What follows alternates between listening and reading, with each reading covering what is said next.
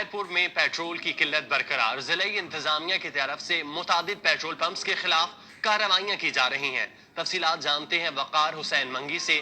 वकार, बताइएगा कितने पंप्स हैं जिनके खिलाफ कार्रवाई की जा रही है? जी बिल्कुल, वफाकी हुकूमत की जानिब से पेट्रोल में क्या कमी की गई, तो खैरपुर शहर के अंदर जो है वो पेट्रोल नायाब हो गया। शहरी जो है पेट्रोल के वसूल के लिए बहुत तड़प रहे हैं। इस वक्त हमारे साथ असिस्टेंट कमिश्नर मिर्ज़ा वलीद बेग मौजूद है। उनसे पूछते हैं कि शहरियों को जो है मुश्किलात दरपेश आ रहे हैं, उनके मसले कैसे हल होंगे और कितने पेट्रोल पंप उन्होंने जो है वो सील किए हैं। जो ओवर चार्जिंग कर रहे थे उनको फाइन्स भी इम्पोज किए और 4 पेट्रोल पंप भी सील किए।